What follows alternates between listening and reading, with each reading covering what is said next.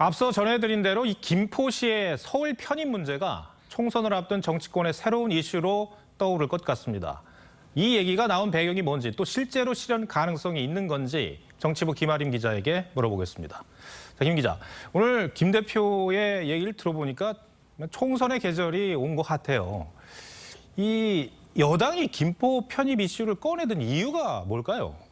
김포시가 원하고 있다. 이게 가장 큰 명분입니다. 지옥철로 불리는 김포 골드라인 문제는 여러 차례 언론에서 다뤄졌죠.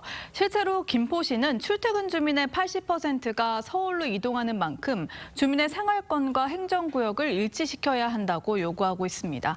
하지만 총선 전략의 일환이란 분석도 적지 않습니다. 네, 총선 전략이라면 김포시의 서울 편입이 여권에 유리하다. 이렇게 판단을 했다는 겁니까? 네, 몇 가지 측면에서 그런데요. 먼저 강서구청장 보궐선거 패배 이후에 나왔던 자성 가운데 하나가 여당인데도 정책 이슈를 주도하지 못했다는 거였습니다.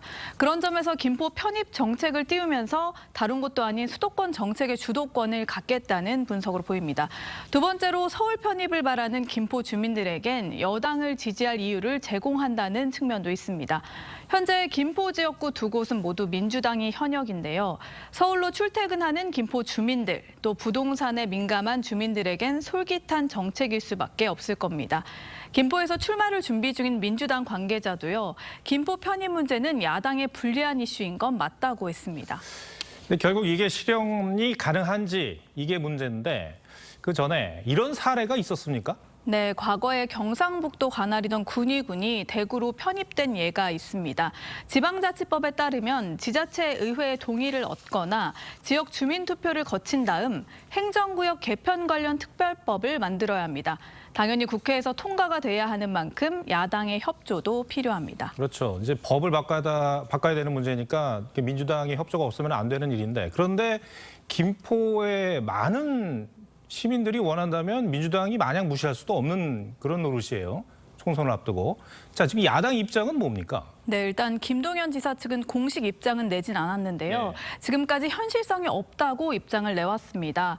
민주당도 일단은 뜬금없다 이런 반응을 보였는데 다만 신중하게 검토해야 할 사안이라면서 찬반 입장을 밝히진 않았습니다. 야당 입장에서도 주민들의 여론을 살펴야 하는 만큼 당장 반대 입장을 밝히긴 어려웠겠죠. 김포의 서울 편입 시 이해관계가 엇갈릴 수 있는 인천시도 아직까지 별다른 입장을 내지 않고 있습니다. 여당은 만약에 야당이 반대한다면 내년 총선에서 과반 이상을 얻어 승리한 뒤 추진하겠다는 입장인 걸로 알려졌습니다. 총선 공약으로 세우겠다는 겁니다. 이 김포 편입 문제가 경기도의 다른 지역으로도 확대될 가능성이 있을까요? 이번 그 공약을 초반부터 챙겼던 당 관계자는요.